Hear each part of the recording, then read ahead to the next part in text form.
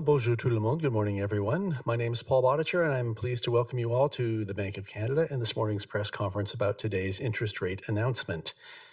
Comme d'habitude, le gouverneur Macklem va prononcer une déclaration préliminaire avant que nous tournions à vos questions. After his opening remarks, Governor Macklem and Senior Deputy Governor Carolyn Rogers will be happy to take your questions for about a half an hour or so. Alors, Monsieur le Gouverneur, à vous la parole. Thank you, Paul, and good morning. I'm very pleased to be here with the Senior Deputy Governor to discuss today's monetary policy decision. Today, Governing Council maintained the policy interest rate at 2 3/4%. Uncertainty remains high. The Canadian economy is softer, but not sharply weaker. And we've seen some firmness in recent inflation data. Against this backdrop, we decided to hold the policy rate unchanged as we continue to gain more information on U.S. trade policy and its impacts. Aujourd'hui, le Conseil de direction a maintenu le taux directeur à 2,75. L'incertitude reste élevée. L'économie canadienne s'est affaiblie, mais pas de façon marquée. Et les récentes données sur l'inflation sont légèrement plus fortes que prévu. Dans ce contexte, on a décidé de laisser le taux directeur inchangé le temps d'amasser plus d'informations sur la politique commerciale américaine et ses effets. Le conflit commercial déclenché par les États-Unis reste le plus grand obstacle pour l'économie canadienne. The trade conflict initiated by the United States remains the biggest headwind facing the Canadian economy. Since our April decision, the U.S. administration has continued to increase and roll back various tariffs. China and the United States have stepped back from extremely high tariffs, and bilateral trade negotiations have begun with a number of countries. The extreme financial turmoil we saw in April has moderated, and stock markets have recovered their losses. However, the outcomes of the trade negotiations are highly uncertain. Tariffs are well above their levels at the beginning of 2025, and new trade actions are still being threatened. The recent further increases in U.S. tariffs on steel and aluminum announced today underline the unpredictability of U.S. trade policy. In addition to the uncertainty about U.S. tariffs, there's also uncertainty about their impacts. At its April decision, Governing Council said it would pay close attention to four things: the extent to which higher tariffs reduce demand for Canadian exports, how much this spills over into business investment, employment, and consumer spending, how much and how quickly cost increases are passed on to consumer prices, and how inflation expectations evolve. Since then, there is partial information on some of these risks and uncertainties. Let me provide an update. So far, the U.S. economy has proven resilient. Imports were strong as businesses tried to get ahead of tariffs, and that pulled down first quarter U.S. GDP. But domestic demand remained relatively strong. Early indicators for the second quarter suggest a rebounding growth as imports fall back and domestic demand continues to expand. The flip side of the strength in U.S. imports was a surge in Canadian exports. This boosted first quarter GDP growth in Canada, which came in at 2.2%, slightly stronger than the bank had forecast. The composition of growth was largely as expected. Exports and inventories were strong, but final domestic demand was roughly flat. Strong spending on machinery and equipment held up growth in business investment by more than expected. Consumer spending slowed from a very strong fourth quarter pace, but continued to grow despite a sharp drop in consumer confidence. Housing activity contracted as resales fell significantly and government spending also declined. The labor market has weakened, with job losses concentrated in trade-intensive sectors. The unemployment rate rose to 6.9% in April. So far, employment has held up across sectors that are less exposed to trade. But businesses are generally telling us they plan to scale back hiring. The pull forward in exports and inventory accumulation in the first quarter borrows economic strength from the future. So the second quarter is expected to be much weaker. Spending by Canadian families and businesses has shown some resilience in the face of U.S. tariffs and heightened uncertainty. But they are likely to remain cautious, suggesting domestic spending will remain subdued. It's still too early to see the direct effects of retaliatory tariffs in consumer price data. What we can see clearly is the impact of the elimination of the consumer carbon tax. This knocked 0.6 percentage points off inflation in April, largely due to lower gasoline prices, and pulled headline inflation down to 1.7%. This tax effect will remain in the year-over-year change in the CPI for the next 11 months before falling out next April. Inflation, excluding taxes, was 2.3% in April, slightly stronger than the bank had expected and up from 2.1% in March. The bank's preferred measures of core inflation, as well as other measures of underlying inflation, moved up in April. There is some unusual volatility in inflation, but these measures suggest underlying inflation could be firmer than we thought.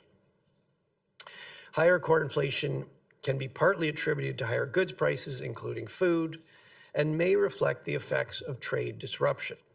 Many businesses are telling us they are already facing higher costs related to finding alternative suppliers and developing new markets. The bank will be watching measures of underlying inflation closely to gauge how inflationary pressures are evolving. The bank is also watching inflation expectations closely. In April, we reported consumers and businesses expect prices to rise as a result of tariffs, while longer-term inflation expectations remained well anchored. Recent surveys continue to show consumers are bracing for higher prices, and many businesses say they intend to pass on tariff costs. Le Conseil de direction va continuer d'analyser l'évolution et la force des pressions sur l'inflation, celle à la baisse due à l'affaiblissement de l'économie et celle à la hausse découlant de la montée des coûts. Pour cette décision, il y avait un consensus clair pour laisser le taux directeur inchangé afin d'amasser plus d'informations. Les avis étaient plus partagés sur la trajectoire du taux directeur. Dans l'ensemble, les membres du Conseil étaient d'avis qu'il pourrait être nécessaire de baisser le taux directeur si les droits de douane américaines et l'incertitude font ralentir l'économie et si les pressions inflationnistes dues au coût sont maîtrisées. Vu l'incertitude hors du commun, le Conseil procède avec prudence, en portant une attention particulière au risque. Cela implique d'être moins tourné vers l'avenir que d'habitude. Notre priorité est de préserver la confiance des Canadiennes et Canadiens dans la stabilité des prix pendant cette période de bouleversements mondiaux. On va continuer de soutenir la croissance économique tout en s'assurant que l'inflation reste bien maîtrisée. Governing Council will continue to assess the timing and strength of both the downward pressure on inflation from a weaker economy and the upward pressure from higher costs.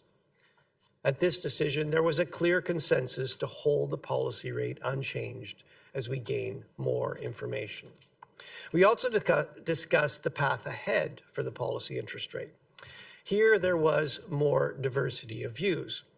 On balance, members thought there could be a need for a reduction in the policy rate if the economy weakens in the face of continued U.S. tariffs and uncertainty, and cost pressures on inflation are contained. Faced with unusual uncertainty, Governing Council is proceeding carefully with particular attention to the risks.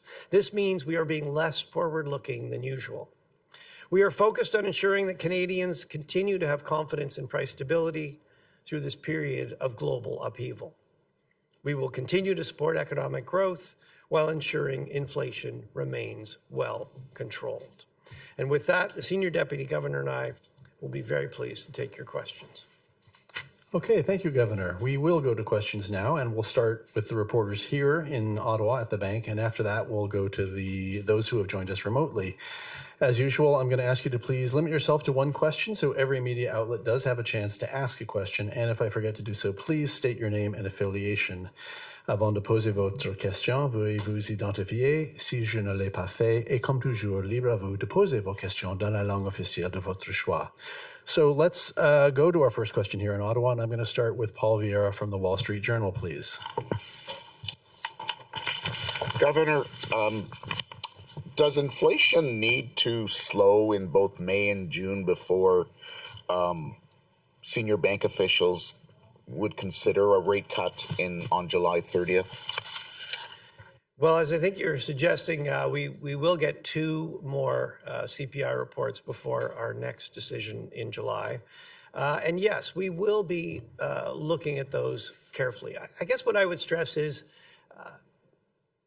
we did see, well, CPI X tax moved up in April.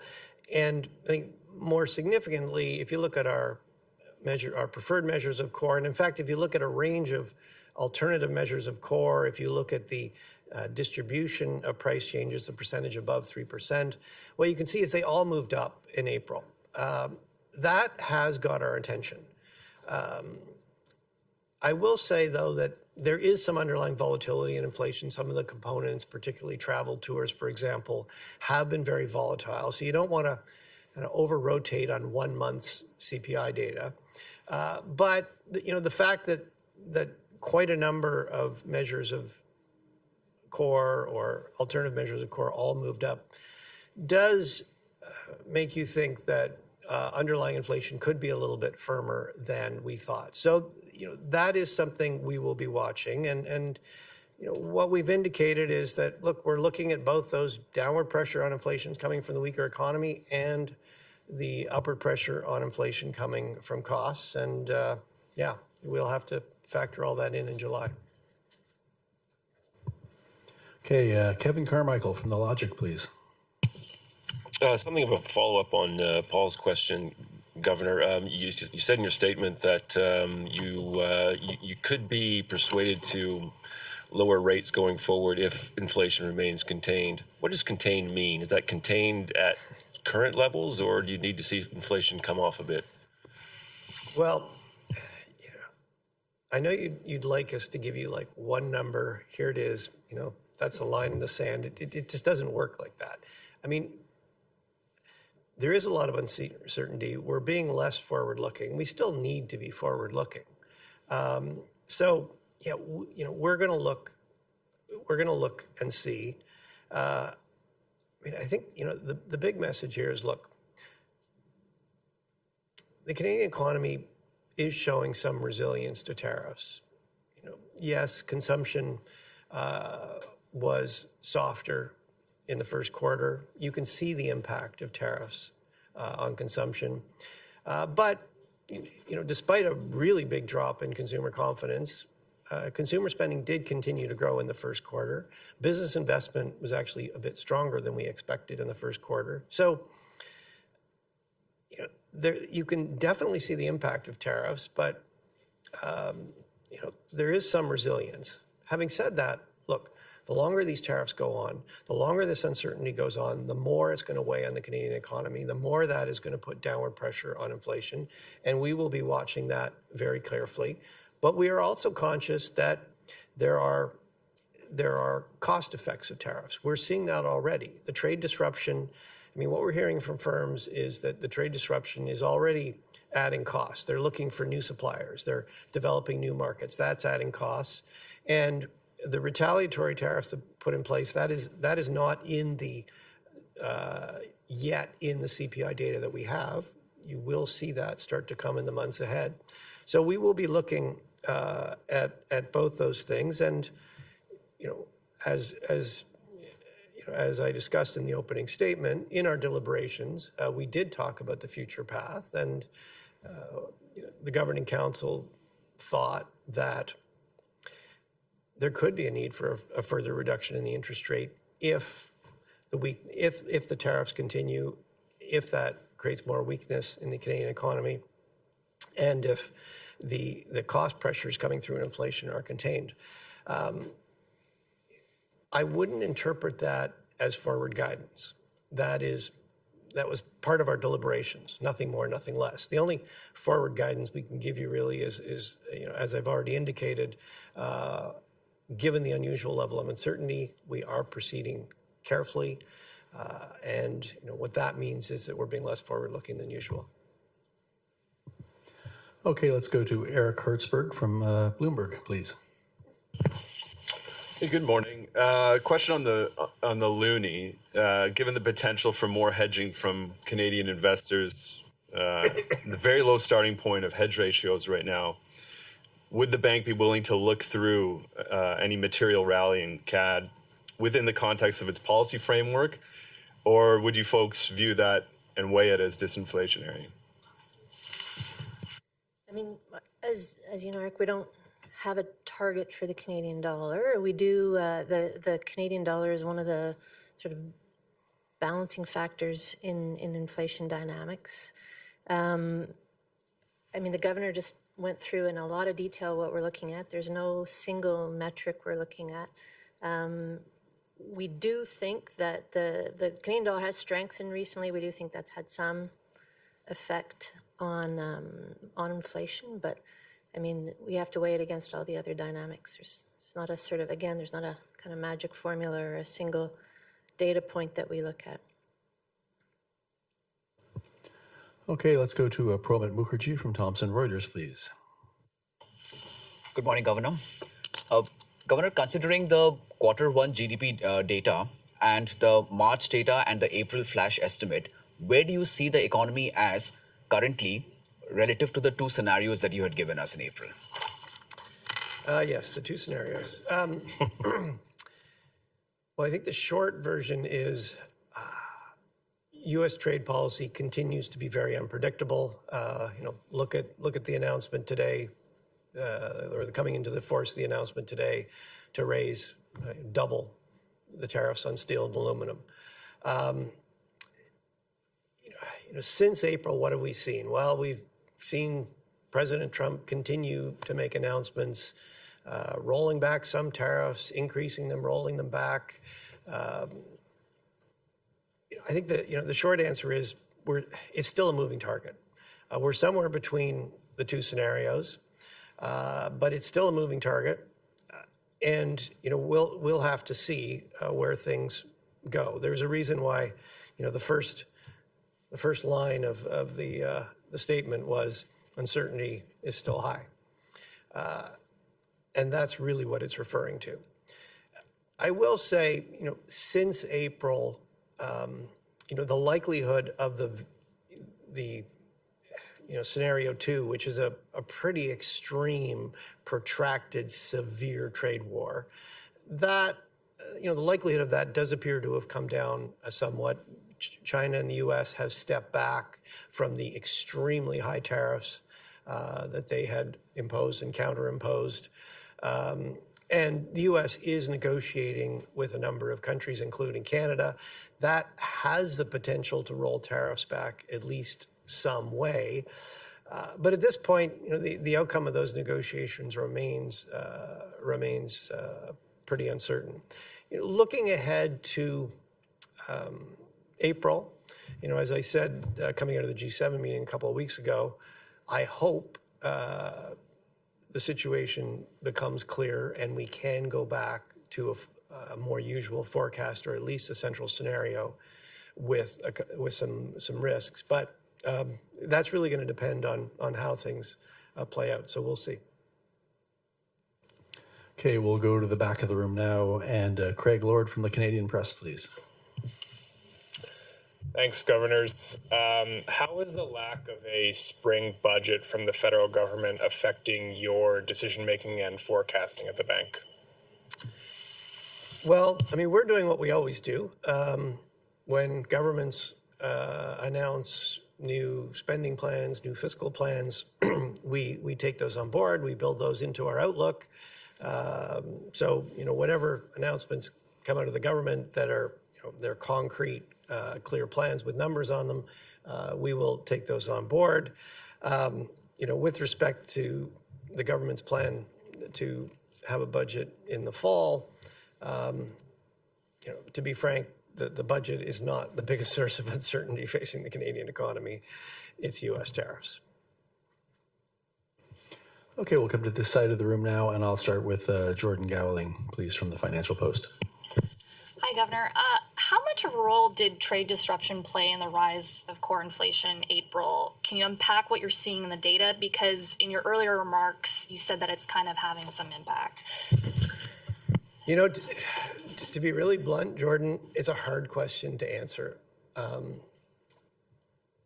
the reason it's hard is, we're not seeing yet in the published CPI data the effects of retaliatory tariffs. It's still too soon to see those.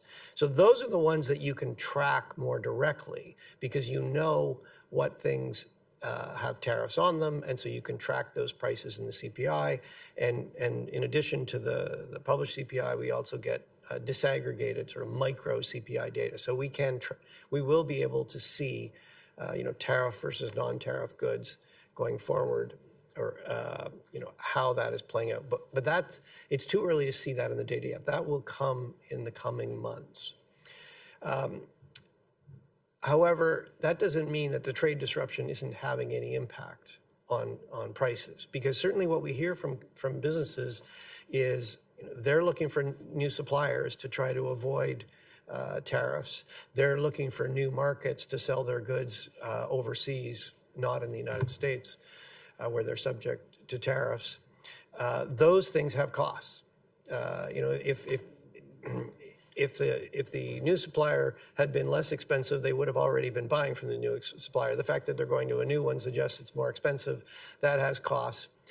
But because that's spread out through many goods, it's hard to say that.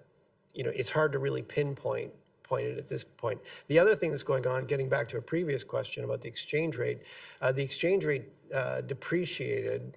It was around 73. It went down as low as 68. It's now back 72, 73 cents. But some of that depreciation may also be coming through the goods prices we're seeing now, because it takes some time for that to get passed through.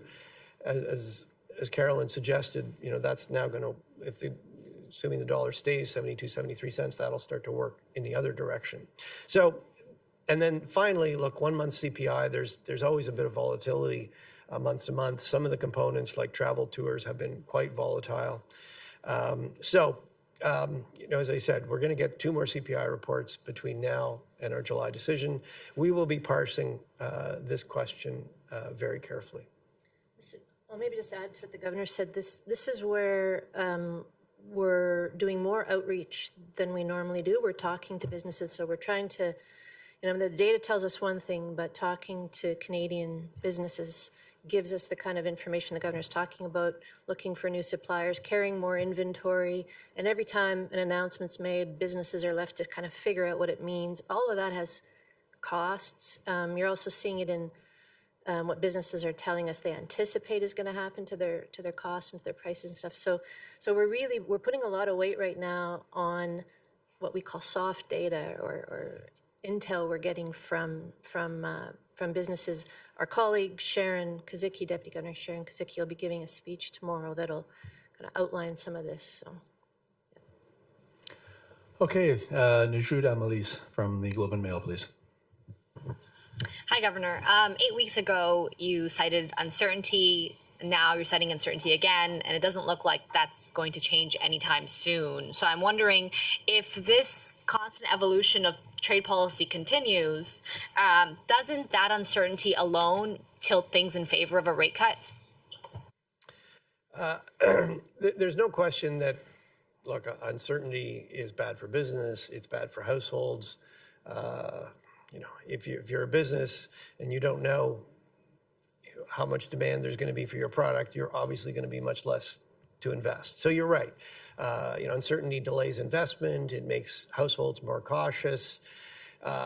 And so, yes, that will tend to weaken activity. And yes, you're seeing that in the Canadian economy. So as I indicated, when the Governing Council deliberated about the future path for interest rates, on balance, different members had, somewhat different perspectives. There was, it's not surprising, particularly given the uncertainty, there's going to be some diversity of views about how things are going to play out and what that means. But on balance, the Governing Council thought that, if this uncertainty continued, if U.S. tariffs continued, and that continued to weaken the Canadian economy, and if the costs pressures coming through on inflation were contained, there might be a need for, there could be a need for a further reduction in our policy interest rate. Okay, Mike Lecouture, please. Governors, thanks for taking our question. I wanted to sort of build on what Najib was saying and maybe take a step back here. As you attempt to try and provide this certainty to Canadians, how difficult is this for the two of you to sit there and try and balance all of this as things come from the United States that you can't predict and nobody else can predict? How unprecedented is this for you and the bank? Well, look, okay, it's difficult for us, but what I'm more worried about is it's difficult for businesses that are faced with new rules of the game every week. I'm much worried about households who are worrying about the possibility that they'll lose their job. They're also trying to navigate. They don't want to pay higher prices. They're trying to navigate how are we going to find lower cost things, goods to buy that get around tariffs. So, look, it's really hard for. It's very difficult for everyone. I think looking forward, if Canada can get a renewed trade agreement with the United States that reduces uncertainty, the rules are clearer, and that has some durability, I think that will help everybody get on with decisions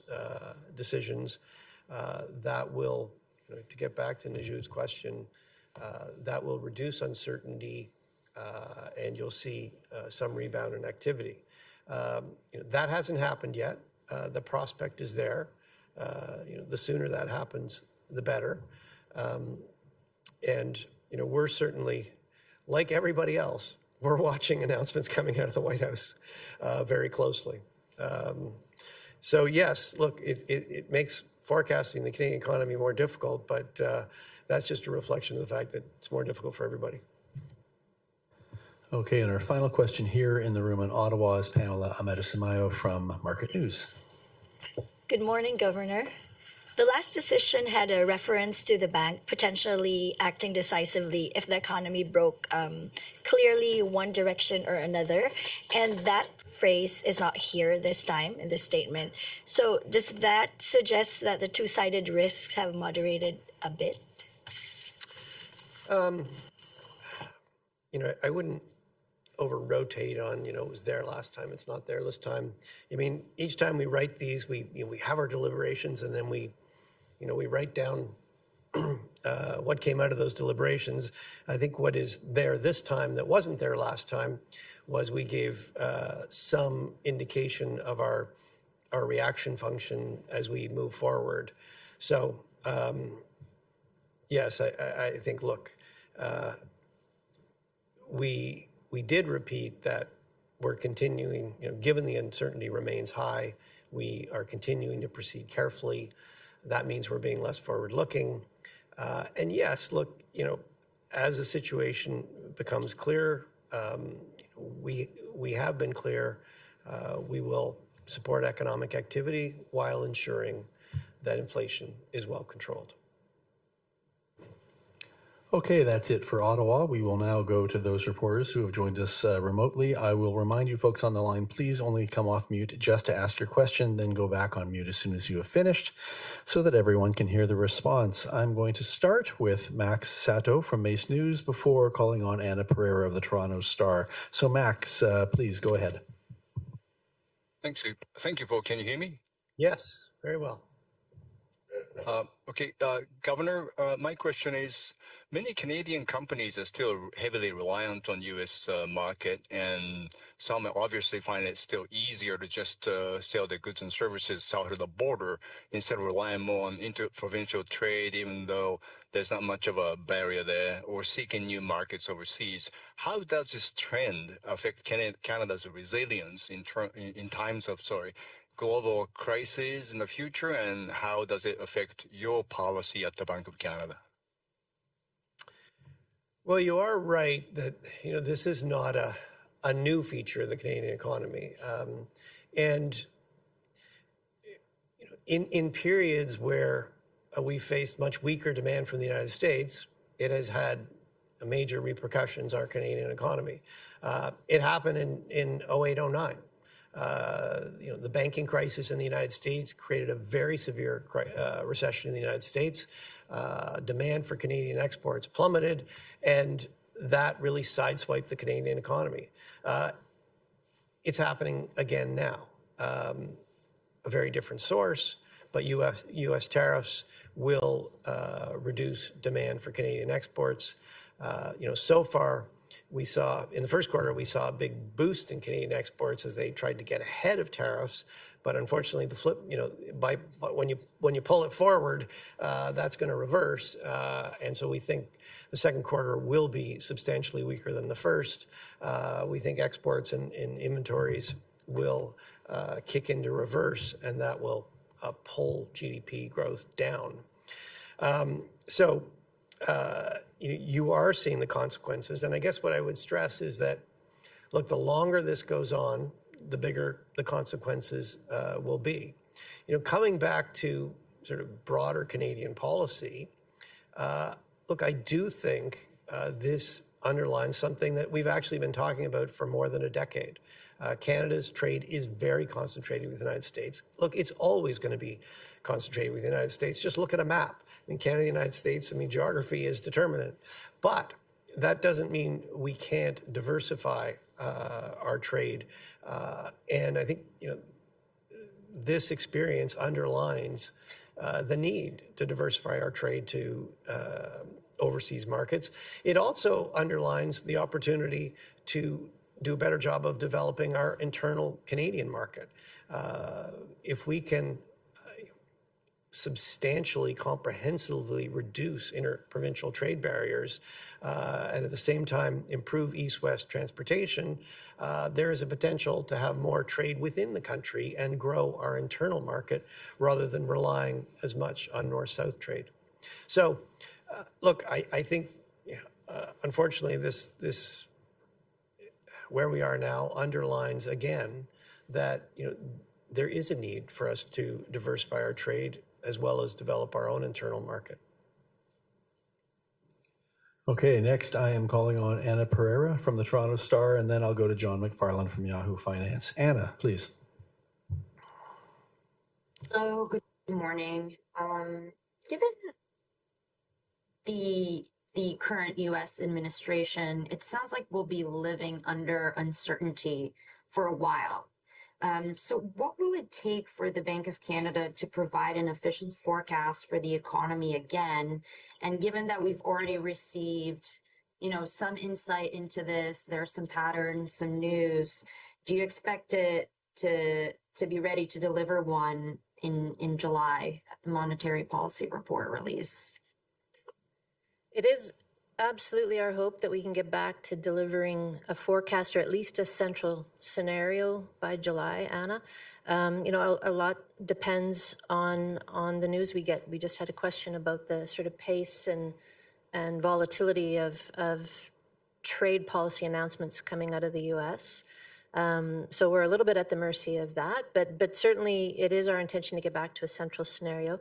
We've talked about really the two types of uncertainty we're dealing with. There is the policy level of uncertainty, just what announcements are made and how long they actually remain in place. They have to be there long enough that we can actually digest them and produce a scenario with them. But even once we have that level of certainty, there is the next layer, which is how do those policy announcements feed through the economy and affect things like growth and inflation and employment and all those things. So you sort of need to get to a certain level of resolution on the first layer of uncertainty to get to the next one. And that's really what a forecast does, is it gets to that second layer of variables. So it is our hope and our expectation that by July we'll be back there, but we'll need to wait and see. Okay, John McFarland from Yahoo Finance, before we wrap it up with Rob McClister. Go ahead, John. Hi, thanks for taking my question. You said there's a diversity of views on the path ahead and that there could be a need for a cut. We'll see the summary of deliberations coming up, of course, but I wonder if you could say more about the views expressed there, and especially the potential that we could be at what ends up being a terminal rate for now.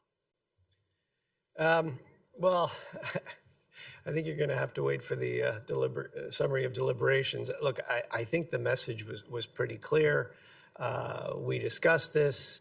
I think different members of council have some differences. There's some differences of view on what exactly the most likely outcomes, the most likely path for U.S. policy is. There's some differences of views on, on the impacts those will have on the Canadian economy. But as I said, on balance, there was agreement across the governing council, in the sense that governing council thought that if the tariffs continued, if the uncertainty continued, if the weakness, if there's further weakness, and if inflation is those cost pressures on inflation are contained, there could be a need for a further reduction in our policy rate. As I said, don't take that as forward guidance. Take that as part of our deliberations, no more, no less. The forward guidance, the very limited forward guidance we can give, really is what I've already said. We're proceeding carefully, and we're being less forward-looking than usual. And our final question is from Rob McClister of Mortgage Logic News. Go ahead, Rob. Good morning. Despite all the uncertainty, Canada's stock market is hitting record highs, and that suggests at least some optimism for an eventual trade resolution and an economic bounce back. So while the bank doesn't comment on specific asset prices, do you consider the market's confidence to be a leading indicator, and how does it inform your outlook on growth and monetary policy? I mean, we've been saying for a while, Rob, that the markets appear to be optimistic, that prices are pretty high. Just a month or so ago, in our financial stability report, we noted that markets look, at least in some sectors, to be priced to perfection. So, our advice or our comment on that really would just be you need to keep in mind the level of uncertainty and the potential for volatility. We saw a huge bout of volatility in early April as a result of the sort of initial round of policy announcements out of the White House. We didn't see market dysfunction, so that was a good thing. That means that there's enough sort of buffers built in for markets to absorb a certain amount of volatility. But we think that we're not out of the woods yet on that volatility, that uncertainty, though that could come back, and it's important that the different market players are sort of prepared for that. Before we close up, there's a couple things you didn't ask us about that I wanted to comment on. The first is the forest fires. Yeah. We are watching the devastating forest fires in Western Canada, and we are very much thinking about the people whose lives are being terribly impacted. We very much hope these fires are brought under control, and we thank and salute the brave firefighters who are doing their very best to do that. these fires are having an economic impact. It's too early to give you an estimate. We will need to see. The situation is clearly pretty fluid. We'll need to see what the damage is. For now, the priority is clearly getting those fires under control and keeping everybody safe. And then the final thing I want to mention on a more positive note is go Oilers. Let's bring home the Stanley Cup. Thank you very much. That does conclude today's press conference. Thank you, Governor Macklem. Senior Deputy Governor Rogers, thanks for all of you for tuning in. We'll see you next